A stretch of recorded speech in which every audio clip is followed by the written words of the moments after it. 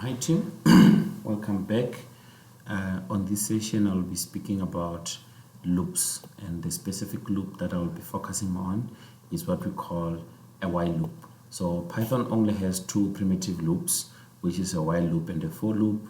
So we're going to look into a while loop first. If we do have time on this video, we will also include a for loop.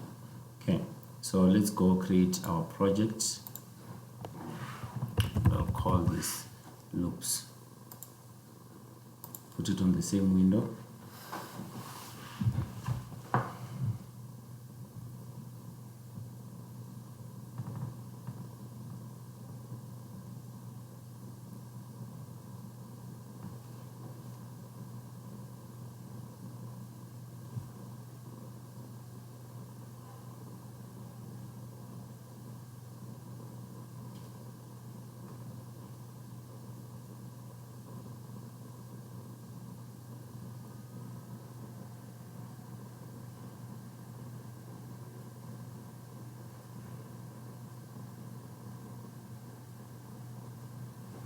Okay, project ready. Let's just go now look at how a while loop works. So loops are used to repeat basically a segment of code that you want to run for a couple of times until such a certain condition is met, right?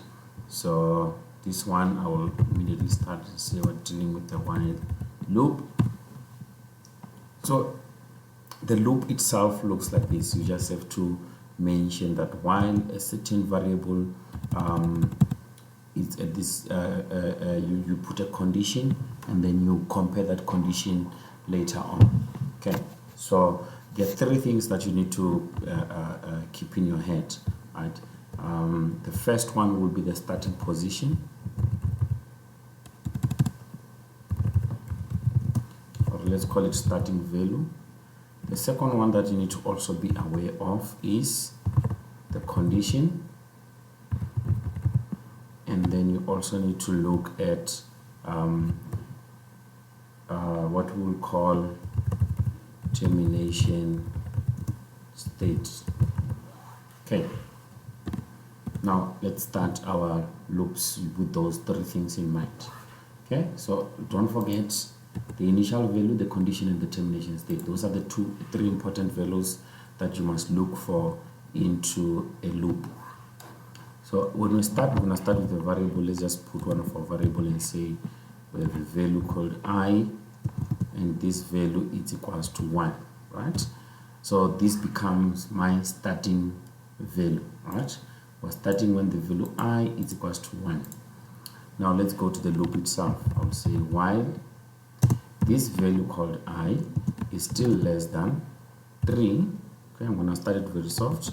If it's still less than 3, please go ahead and print for me the value I, right? So I will be printing that value of I, and then later on I want to say please increase I by the following. So I can say I is equals to another I plus 1. I'm trying to make it very simple. And then let's look if I've met that condition. The condition is the starting value, that is my three things. What is the condition? The condition is to say is I less than 3, and then what is the termination state? We will terminate when I has not yet reached 3, but this is our update statement, how we're trying to arrive into this. So the main aim is that the loop must somehow arrive at a false state here, right? So if this becomes false at some point, right, then we must make sure that we stop executing. So let's check. I is 1. Is I less than 3? That is correct. So it's going to print the value of I, which is 1. But then before it goes back, it says the I is now being increased by 1 plus 1. Remember, I was 1. So 1 plus 1, this becomes 2. So is 2 less than 3? Yes, then it will print 2, right? Then it will increase 2 by 1 to become 3. Is 3 less than 3? That will be a no. So the values that we're expecting here are the value 1 and is the value 2, right? We don't normally expect our program to print 3. Okay, so there we go. It's going to print 1 and 2. Now if you increase this number and say this is now 5, it's going to go through the whole structure again of saying what is the value of I. It's 1. Is 1 less than 5? Yes.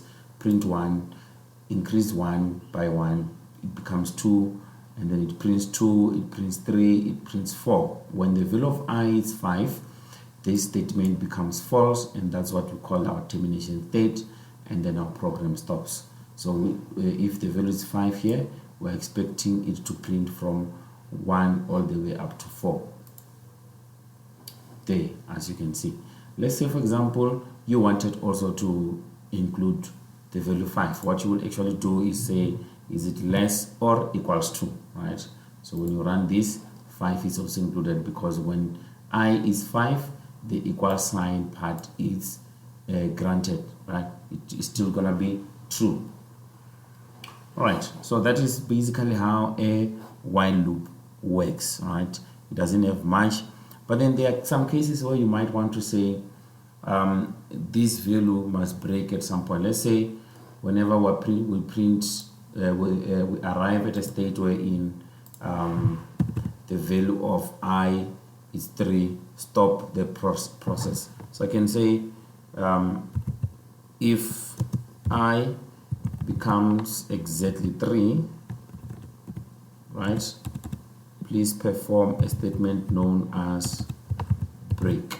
Now this one, what it does is to say whenever the value of I, while we're busy doing this 1, 2, 3, 4, when we arrive at this value which is 3, break, right? So let's go check it out. What will happen? It will only print 1, 2, 3, right? Because we've put a statement to say when I is 3, please break the loop. So when you put break, we actually get out of the loop without considering anything at all. Okay, so there is also a statement where we can put and say when a certain value is at a certain stage, we can continue. So there's break, there's also continue, right? So those are some of the few things you must be aware of in the loop, right? Now the else, there is also an introduction of an else statement in a loop, right? So in a loop you can also introduce an else statement to say whenever something has been done. Let's say, for example, now we can come here and say else, right? We can print a message for else to say I is now 3, hence we stop printing I. So when you execute this statement, what happens is, because it's going to actually break, we're not going to get anything. But if we remove this break, and actually run this project, you will see that at the end of it, when it's done printing all the values, it goes and say, we can even say we don't have any more values to print. We can say we do not have any more values to print. Okay, so what's going to happen is that it's going to execute all the way from 1 all the way to 5, and then it goes to the else. This is just an additional statement you can put when your loop has finished executing, right? So basically that's how a while loop works. Just check.